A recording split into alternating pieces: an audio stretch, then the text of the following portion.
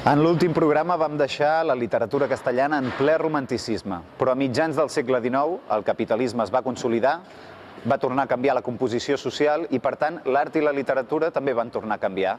Des d'aquest moment, els moviments artístics i literaris van anar succeint a una velocitat cada cop més vertiginosa fins a arribar als nostres dies. Esteu preparats per repassar 150 anys de moviments literaris en mitja hora? Doncs comencem.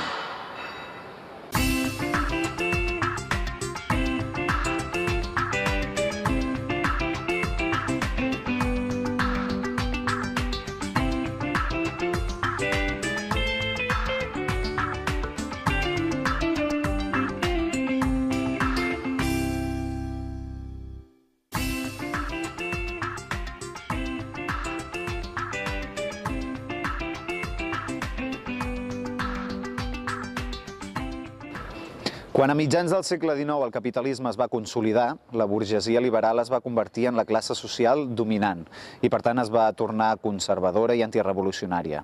L'oposició al poder era a càrrec dels moviments proletaris i tot aquest enrenou de l'estructura social va provocar l'aparició de noves teories filosòfiques com el positivisme o l'evolucionisme, que evidentment van influir en la literatura.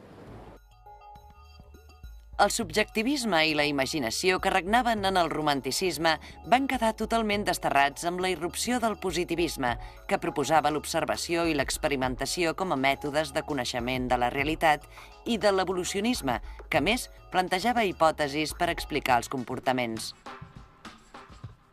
L'aplicació de tot això en la literatura va originar, la segona meitat del segle XIX, el realisme, que es caracteritza per fer una anàlisi detallada i objectiva de la realitat, tractar dels problemes de l'existència humana, fer servir un llenguatge senzill i precís i expressar-se majoritàriament a través de la novel·la. En la literatura castellana, el moviment realista va donar grans noms com Juan Valera, Emilia Pardo Bazán, Cecilia Boldefáver, que firmava amb el pseudònim Fernán Caballero, i per damunt de tots, Benito Pérez Galdós.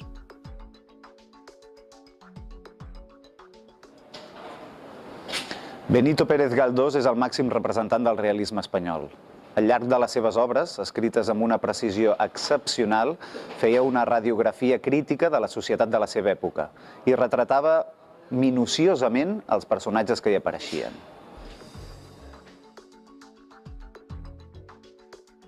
Entre el gran nombre de novel·les que va publicar Benito Pérez Galdós, en destaquem les que formen la sèrie Episodios Nacionales, en què amb una mescla de personatges inventats i personatges històrics explica la història d'Espanya des de la batalla de Trafalgar fins a la Restauració.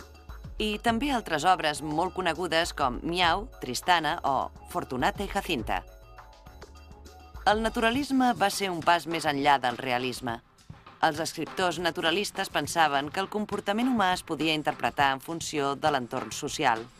A Espanya, Leopoldo Alas Clarín va ser l'autor que va aplicar millor el naturalisme a la literatura i ho va fer a La Regenta, publicada el 1884, on combinava la crítica social amb l'anàlisi psicològica detallada dels personatges. L'autor actuava com un bisturí que dissecava les classes socials i el medi físic que determinaven el comportament dels personatges. Com a reacció a l'esperit utilitari i vulgar que representava el realisme, a Europa va sorgir el modernisme, que va ser introduït a Espanya a finals del segle XIX pel poeta nicaragüenc Rubén Darío. Els modernistes van deixar de preocupar-se pels problemes socials i ideològics i van apostar per la idea de l'art per l'art, amb la recerca de la bellesa en si mateixa i l'art no com a mitjà, sinó com a finalitat. Les figures principals del modernisme en castellà van ser Rubén Darío i Juan Ramón Jiménez. Juan Ramón Jiménez, Premi Nobel de Literatura l'any 1956, es va dedicar a fer una poesia melancòlica i intimista.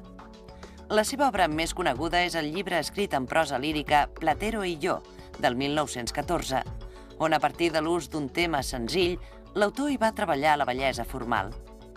A Jiménez no li interessava pròpiament la realitat, sinó la impressió que la realitat provocava en la sensibilitat del lector. Platero, qué frío. Platero, no sé si con su miedo o con el mío, trota entre el arroyo, pisa la luna y la hace pedazos. Es como si un enjambre de claras rosas de cristal se enredara, queriendo retenerlo a su trote. Y trota Platero, cuesta arriba, encogida la grupa cual si alguien le fuese a alcanzar, sintiendo ya la tibieza suave que parece que nunca llega del pueblo que se acerca.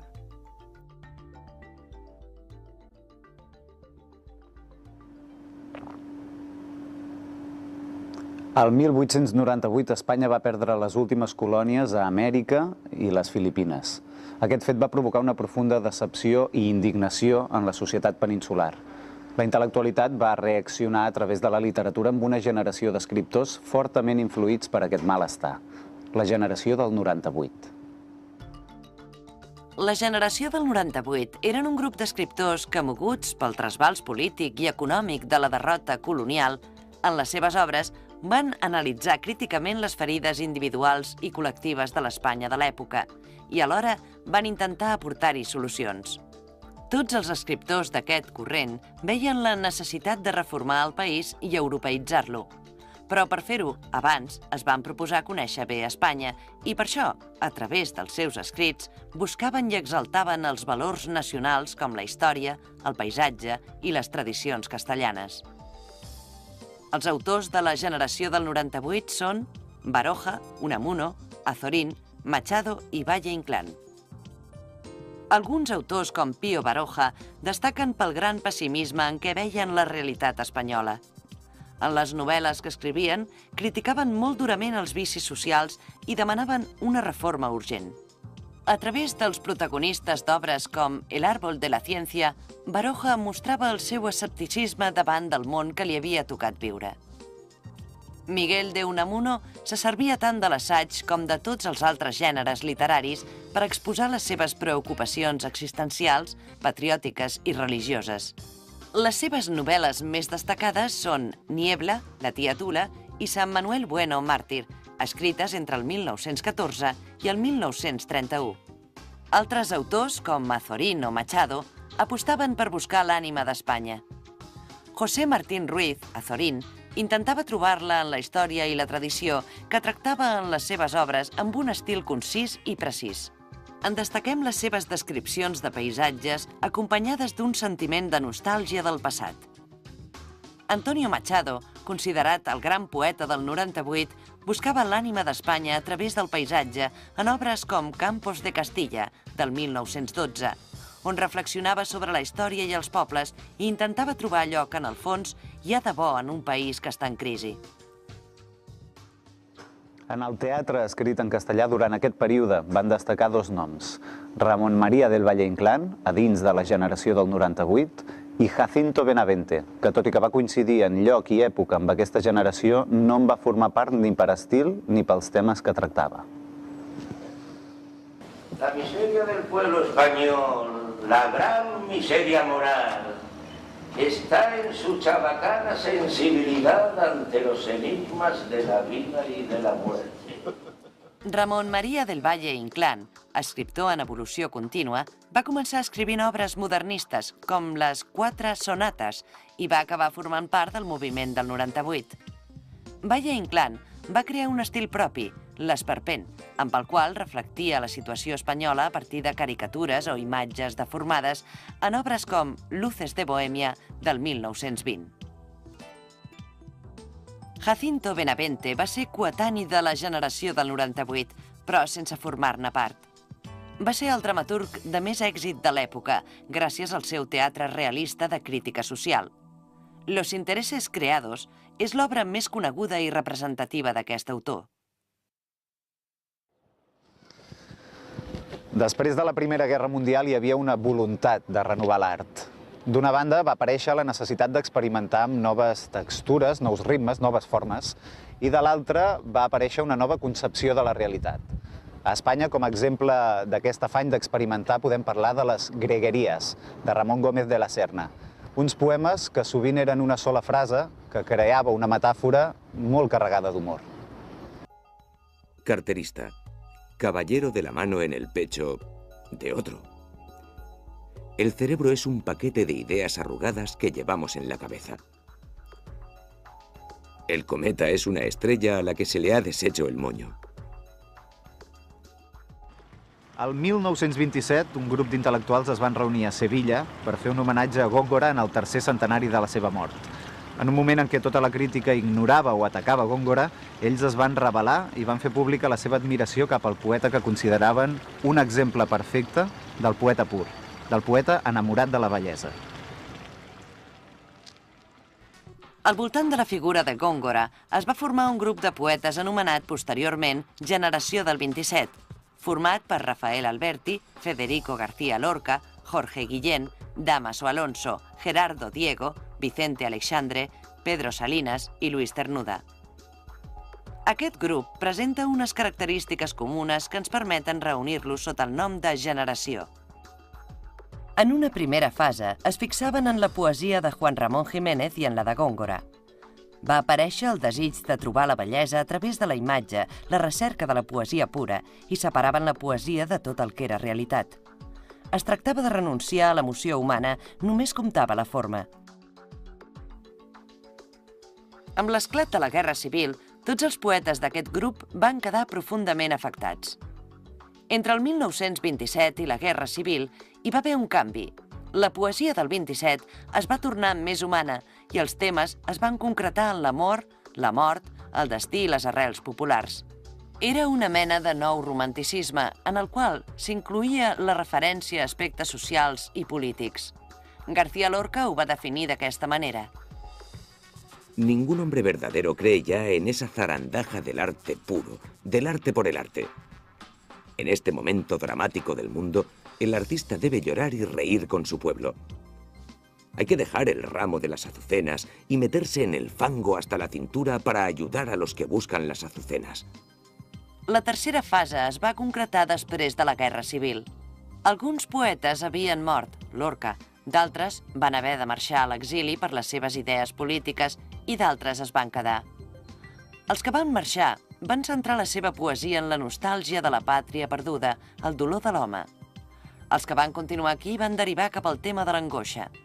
Així és com ho descrivia Dámaso Alonso. Hoy es solo el corazón del hombre lo que me interesa. Expresar con mi dolor o con mi esperanza el anhelo y la angustia del eterno corazón del hombre.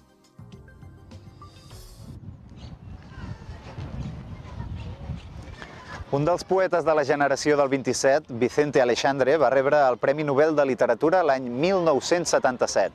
La seva producció poètica girava al voltant de l'home, del pessimisme i de l'angoixa, els temes que, com hem vist, van ser clau en la tercera fase de la generació del 27. Però el poeta i dramaturg realment significatiu d'aquesta generació va ser Federico García Lorca, afusellat durant la Guerra Civil pel bàndol franquista. García Lorca era un poeta de dualitats. En el Romancero Gitano confrontava l'essència popular amb les imatges cultes i a Poeta en Nueva York explorava la dualitat entre el jo i l'entorn. El teatre de García Lorca també planteja una dualitat en conflicte, la realitat i el desig. En les seves obres apareix el personatge de la dona condemnada a una vida estèril i frustrant per diverses causes, ja sigui la mort, la societat o el temps. Bodas de sangre, Yerma i La casa de Bernarda Alba són algunes de les obres que li van donar fama universal. La majoria de poetes de la generació del 27 es van exiliar i van passar de fer una poesia crítica a expressar la nostàlgia per la pàtria llunyana en les seves creacions. Però altres autors van optar per quedar-se a Espanya. Durant aquests anys va destacar un poeta que sabia conjugar perfectament la inspiració i la tècnica. Es deia Miguel Hernández i les seves composicions parlaven del pressentiment de la mort, la preocupació social, l'amor frustrat i les conseqüències de la guerra. El seu últim llibre, i el més colpidor, el va escriure cap al 1939, El cancionero y romancero de ausencias. Poc després va morir a la presó amb tan sols 32 anys. La Guerra Civil va provocar el trencament de la cultura. L'any 1939 el panorama cultural era desolador. D'una banda hi havia un bloqueig internacional que forçava Espanya a aïllar-se culturalment i socialment. I de l'altra, la censura instaurada pel règim franquista impedia la creació lliure. Una bona part dels autors es van veure obligats a marxar a l'exili i els que es van quedar sabien perfectament que no tindrien la llibertat que necessita un escriptor. Acabada la guerra, pel que fa a la lírica, hi havia dues tendències diferents. Un grup d'escriptors van optar per una poesia de formes tradicionals i temes com l'amor, la natura i Déu. Eren admiradors de Garcilaso de la Vega i es van anomenar Generació del 36. Hi trobem, entre d'altres, Leopoldo Panero o Luis Rosales. Paral·lelament, hi havia altres poetes que feien una poesia desarrelada i manifestaven el dolor i l'angoixa, com Damaso Alonso, que va descriure així aquesta poesia desarrelada. Para otros, el mundo nos es un caos y una angustia, y la poesía una frenética búsqueda de ordenación y de ancla. Sí, otros estamos muy lejos de toda armonía y serenidad.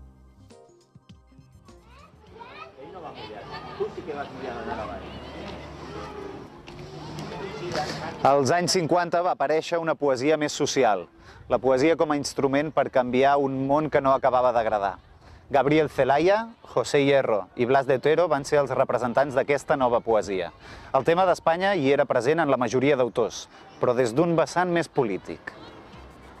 Aquí tenéis en canto y alma al hombre aquel que amó, vivió, murió por dentro y un buen día bajó a la calle. Entonces comprendió y rompió todos sus versos. Aquí, llegad. ¡Ay!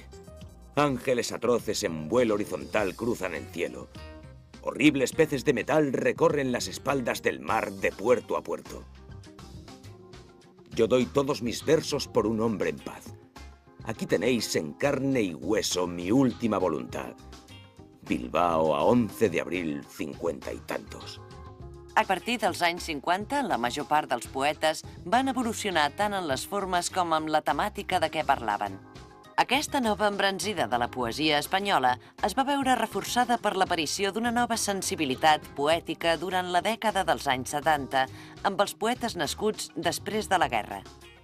Tant la preocupació pel jo com la preocupació pel que era social apareixien en els poemes que es componien amb un estil renovat i moltes vegades innovador i audaç, inspirat de vegades en el surrealisme.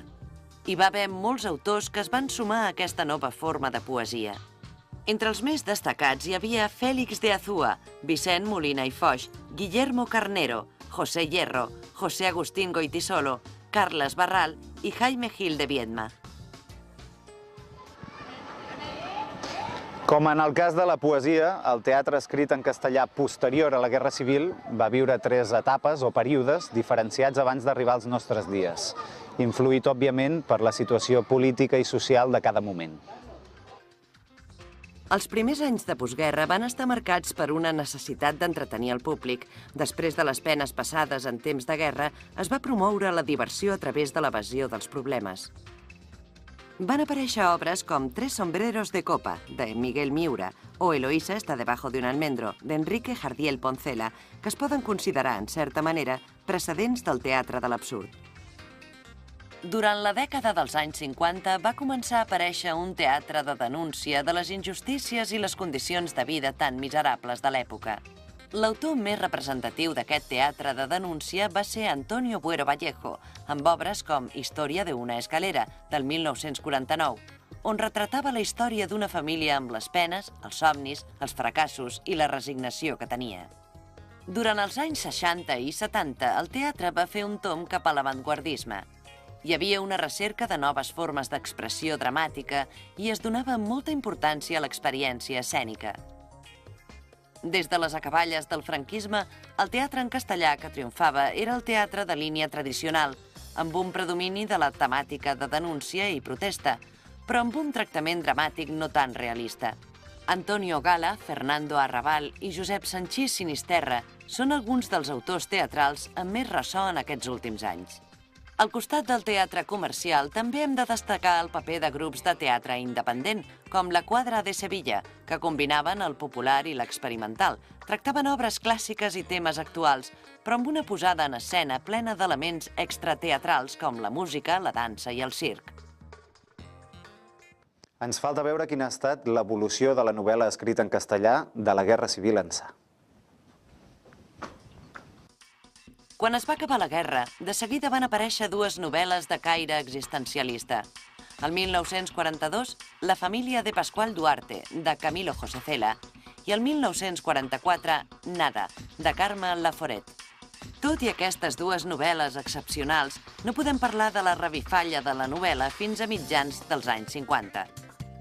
El realisme social va ser la nova tendència que van seguir els novel·listes. Tots ells van mostrar una disconformitat davant de la societat espanyola i el desig de canvis. Es van abordar temes com el món del treball, la vida urbana, la dura vida del camp, sempre des de la perspectiva d'un autor solidari amb els més humils. La narració lineal, l'objectivisme, la creació de personatges col·lectius, l'ús abundant del diàleg, són característiques que podem trobar en obres com La colmena, de Camilo José Cela, i El jarama, de Rafael Sánchez Ferlosio.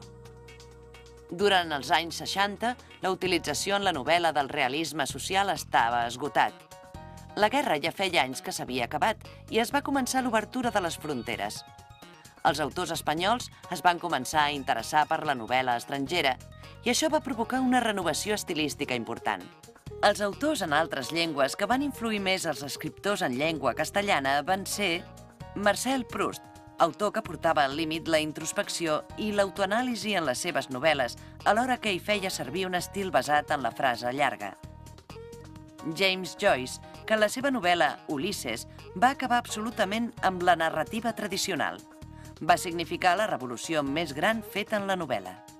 I William Faulkner, que destaca perquè donava prioritat no a la trama argumental, sinó a allò que era anormal, excessiu i grotesc. Les innovacions estilístiques i tècniques que en van derivar van ser molt importants. Entre les més destacades hi ha la priorització de la descripció o de l'anècdota per sobre de l'acció de la novel·la. La tendència a esborrar la frontera entre la prosa i el vers. La desaparició del llenguatge tradicional amb l'ús de frases de llargada precària o excessiva, o la disminució del paper del diàleg directe a favor de l'estil indirecte. En definitiva, el lector va deixar de ser un element passiu i es va integrar en la novel·la per recompondre i interpretar el que sovint se li donava com un trencaclosques o un enigma.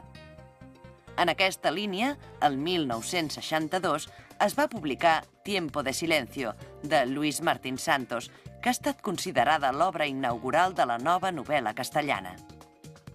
Des dels anys 60 fins a mitjans dels anys 70 van anar apareixent obres emblemàtiques d'autors com Juan Goytisolo, Miguel Delibes, Juan Marsé o Eduardo Mendoza.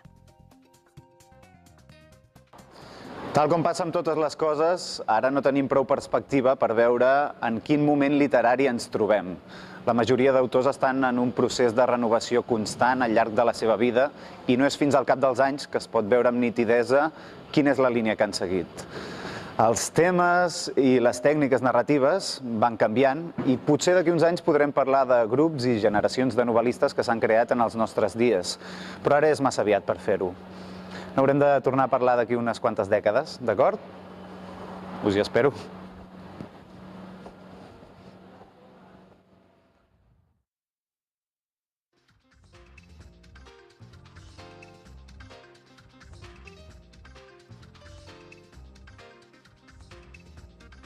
En la segona meitat del segle XIX van aparèixer tres corrents literaris que en la literatura espanyola es van veure representats, entre d'altres, per aquests tres grans autors. Podríeu dir a quin moviment correspon cadascun d'ells? La resposta correcta és que Benito Pérez Galdós correspon al realisme, Leopoldo Alas Clarín al naturalisme i Juan Ramón Jiménez al modernisme. També hem vist que en la literatura espanyola del segle XX es van formar tres generacions literàries. Podríeu identificar quins dels autors següents corresponen a cada generació?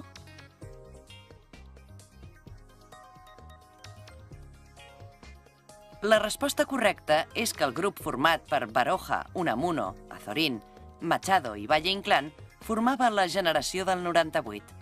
El grup d'Alberti, García Lorca, Guillén, Alonso, Diego, Alexandre, Salinas i Cernuda, la del 27, i finalment la formada per Leopoldo Panero i Luis Rosales, entre d'altres, era l'anomenada generació del 36. Finalment hem vist que durant la dictadura franquista en la literatura espanyola va aparèixer un esperit de denúncia de les injustícies i les condicions de vida miserables de l'època. alhora que els autors expressaven una disconformitat davant de la societat espanyola i el desig de canvis. En quina dècada va aparèixer aquesta poesia, aquest teatre i aquesta novel·la de denúncia social? Els anys 40, els anys 50, els anys 60, els anys 70. La resposta correcta és la B, els anys 50.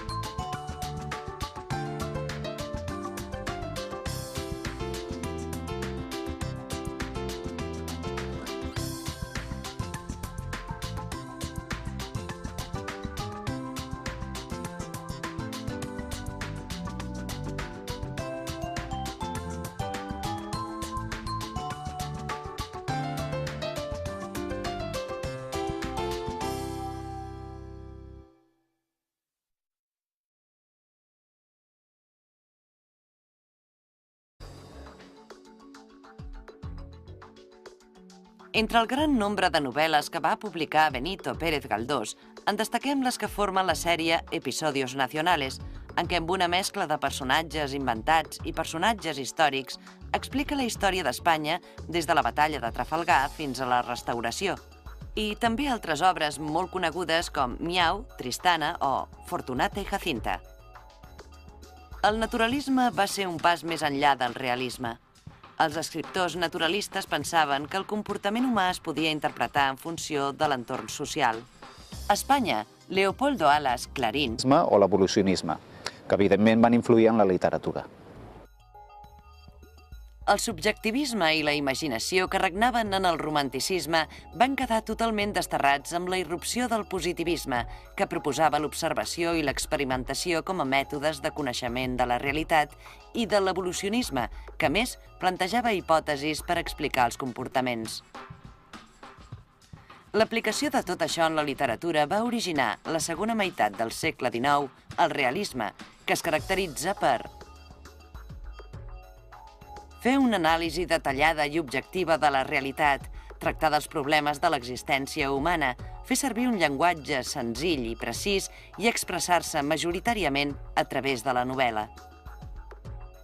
En la literatura castellana, el moviment realista va donar grans noms com Juan Valera, Emilia Pardo Bazán, Cecilia Boldefáver, que firmava amb el pseudònim Fernán Caballero, i per damunt de tots, Benito Pérez Galdós.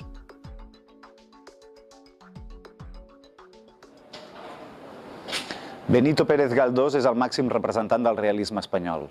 Al llarg de les seves obres, escrites amb una precisió excepcional, feia una radiografia crítica de la societat de la seva època i retratava minuciosament els personatges que hi apareixien.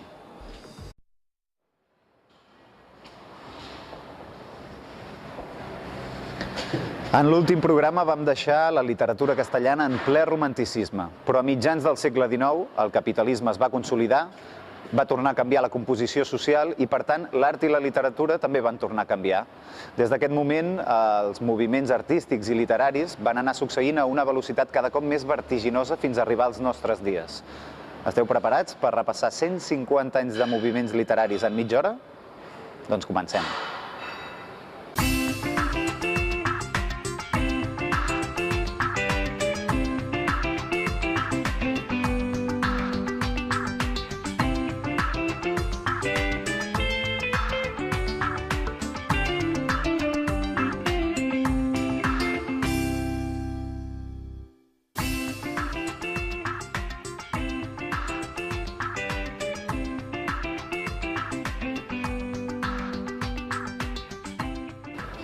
Quan a mitjans del segle XIX el capitalisme es va consolidar, la burgesia liberal es va convertir en la classe social dominant i, per tant, es va tornar conservadora i antirevolucionària. L'oposició al poder era a càrrec dels moviments proletaris i tot aquest enrenou de l'estructura social va provocar l'aparició de noves teories filosòfiques com el positivisme,